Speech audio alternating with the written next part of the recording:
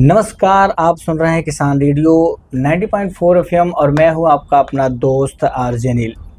कहते हैं कि रीढ़ की हड्डी हमारे शरीर की वो मजबूत नींव है जिस पर हमारी पूरी गतिविधियां टिकी होती हैं। लेकिन जब यही रीढ़ दर्द करने लगे तो न चलना आसान रहता है, न उठना और न बैठना।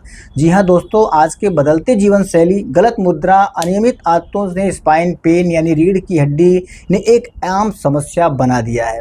तो आज इसी महत्वपूर्ण विषय पर आज हम बात करने के लिए हमारे साथ मौजूद हैं DRMS हॉस्पिटल के डॉक्टर प्रमोद कुमार चौधरी जी, जिनसे हम आज जानेंगे रीढ़ की हड्डी के दर्द, कारण, बचाव और इलाज के बारे में। सर, इससे पहले कि हम बातें शुरू करें, आपका बहुत बहुत स्वागत है हमारे चैनल पे। धन्यवाद किसान रेडियो का भी। सर, हम आपसे सबसे पहले सवाल जानना चाहेंगे अपने श्रोताओं के लिए कि स्पाइन रीढ़ की हड्डी संबंधित बीमारियां क्या हैं, इसे कैसे समझा जा सकता है? देखिए, स्पाइन का निर्माण या कंस्ट्रक्शन कहिए तो bone, muscles, nerve, blood vessels से मिलके बना होता है। लिगामेंट भी उसमें होती हैं जी।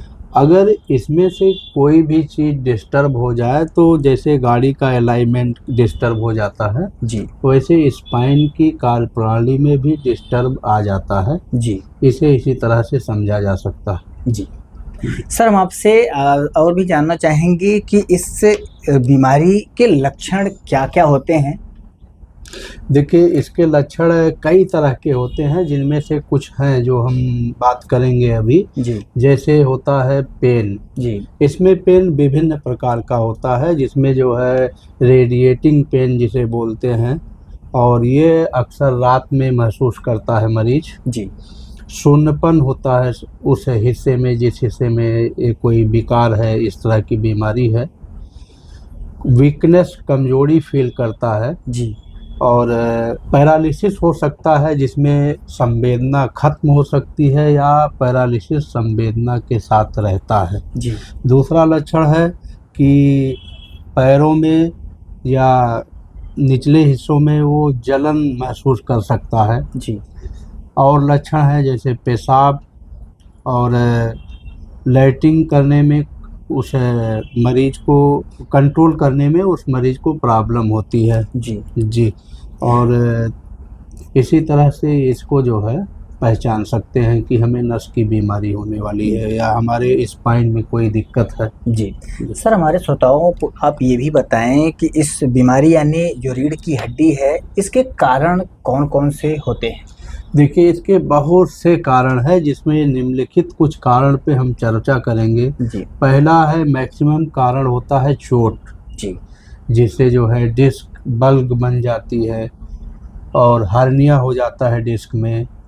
स्पाइन की स्टेनोसिस हो जाती है, यानी जो सप्लाई है वो ब्रेक हो जाता है। जी।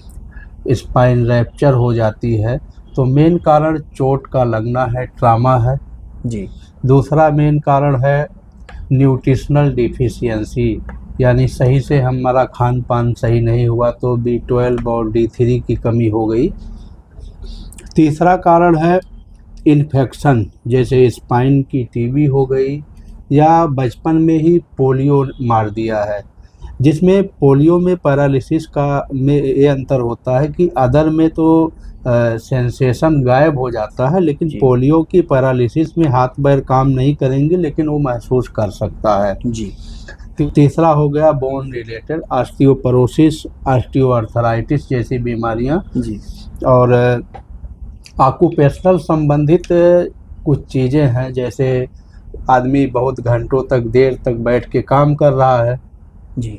या खड़े होके ही काम कर रहा है। और अगले कारणों में है जैसे स्पाइन के ट्यूमर्स हो गए कई तरह के, तो ये सब होते हैं। जी। सर, हम आपसे ये भी जानना चाहेंगे, इसके बहुत से कारण आपने बताए और एक मुद्रा में यानी कहे कुल मिलाकर कहा जाए तो एक ही मुद्रा में ज़्यादा देर तक खड़े रह के या बैठ के काम करना, ये इसके कारण हो सकते हैं। बिल्कुल कारण हो सकते हैं। और जैसे हमारे बैठने उठने के तरीके से भी जो है स्पाइन के कंडीशन पे प्रभाव पड़ता है। जी। सर, हम आपसे ये भी जानना चाहेंगे, हमारे श्रोताओं को आप ये भी बताएं कि इसके कौन-कौन से टेस्ट हैं जिसे हम करवा के पता कर सकते हैं स्पाइन दर्द के बारे में? जैसे शुरुआती दिनों में हम थायराइड का और खून से जान पाएंगे कि थायराइड की वजह से है कि ब्लड में जो विटामिन प्रोटीन है उसकी वजह से है। जी फिर अगर बीमारी आगे बढ़ रही है तो हम कराएंगे एमआरआई, पेट स्कैन करा सकते हैं। जी और नसों के लिए ईएमजी, एनसीबी जैसे टेस्ट भी आने लगे हैं।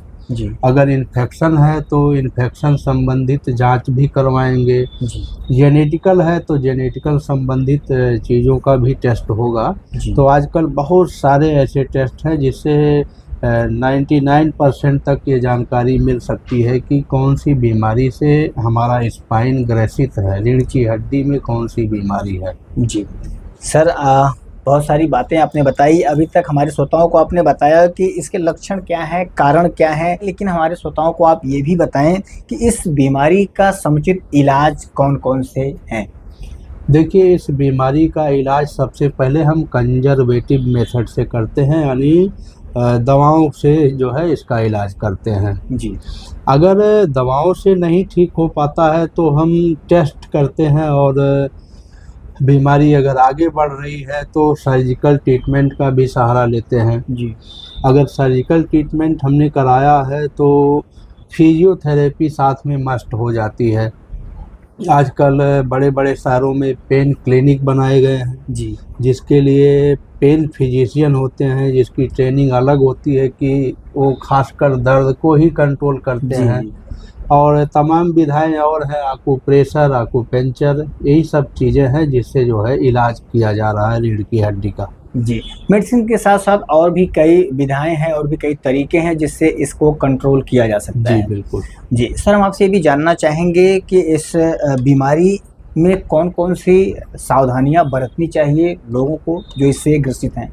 देखिए, अपना न्यूट्रिशनल सप्लीमेंट डेली लेते रहना है आज के भाग दौड़ के ज़िंदगी में। जी दूसरा, वेट, अपना वज़न सही रखना है, जी एक्टिव रहना है, फिजिकल एक्टिव रहना है, एक्सरसाइज करना है, और रूटीन चेकअप भी कराते रहना है। जी और भी कुछ सावधानियां हैं, जैसे आपको कोई बीमारी हो गई है जो सीरियस है, परमानेंट है, जैसे शुगर, बीपी, थायराइड, या कोई ट्रामा रहा हो, या ट्यूमर का इलाज चल रहा हो, तो इन सारी बीमारियों का प्रिकॉशन भी लेते रहना है, चेकअप कराना है, और दवाएं समय समय पर लेते रहना है। जी अभी आप सुन रहे थे डॉक्टर प्रमोद कुमार चौधरी को, DRMS हॉस्पिटल के, जिन्होंने आज स्पाइन यानी रीढ़ के हड्डी के दर्द के बारे में बहुत ही विस्तार से जानकारी दी।